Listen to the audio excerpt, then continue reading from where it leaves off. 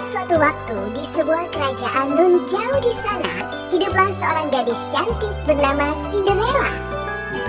Ibu tiri dan saudari tirinya memperlakukannya dengan sangat tidak baik dan selalu iri. Pada hari pesta besar di kerajaan, saudari tirinya membuat rencana untuk mencegah Cinderella datang ke pesta dansa. Cinderella, cepat pergi dan petik bunga hutan untuk ditaruh di rambutku. Aku pasti sangat cantik sekali. Aku juga mau bunga yang kutumbuh di ujung jalan itu. Ayo. Cinderella berkata hanya ada sedikit waktu tersisa sampai pesta dansa. Jangan khawatir, kami tidak akan pergi sebelum kau kembali.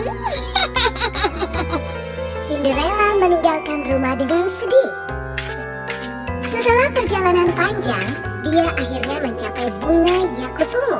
Namun, saat ia mencoba meraih bunga-bunga itu, duri-duri menusuk semua jarinya. Cinderella mulai menangis. Dan karena ia tidak akan bisa datang ke pesta dansa. Tiba-tiba, seorang peri muncul di depannya. Peri itu bertanya kepada Cinderella, mengapa dia bersedih. Kakak-kakakku meminta aku untuk memetik bunga meskipun mereka tahu aku tidak akan bisa datang ke pesta dansa. Peri itu menjentikkan jarinya dan tiba-tiba sepatu merah berkilau muncul di tangannya. Kau akan pergi ke pesta dansa segera setelah kau memakai sepatu ini. Tapi ingat, efek sihirnya akan hilang saat bulan purnama. Kau harus pulang sebelum bulan purnama. Ucap peri itu dan lalu tiba-tiba menghilang.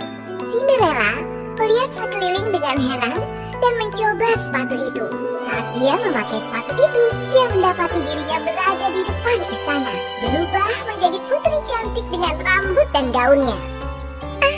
Di mana aku? Gaun ini? Apakah ini semua nyata?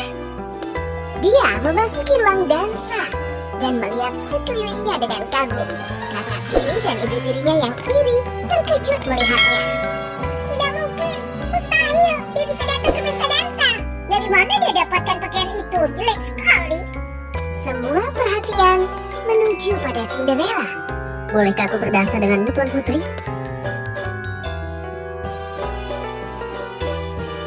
Cinderella dan sang pangeran berdansa selama berjam-jam.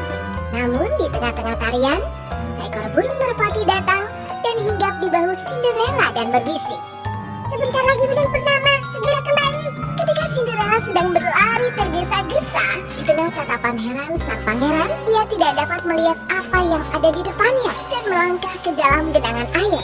Dan salah satu sepatunya terbawa oleh aliran air. Aku harus cepat, kalau tidak semuanya akan kembali seperti semula. Akhirnya, dia berhasil pulang sebelum bulan purnama. Dia mengganti pakaiannya dan menyembunyikan salah satu sepatunya di bawah bantal. Di pagi hari, ketika sang pangeran berjalan dengan sedih, dia menemukan sebuah sepatu merah. Ini sepatu milik putri itu, pikir pangeran. Sang pangeran pun berkelana ke seluruh kerajaan untuk mencari pemilik sepatu itu.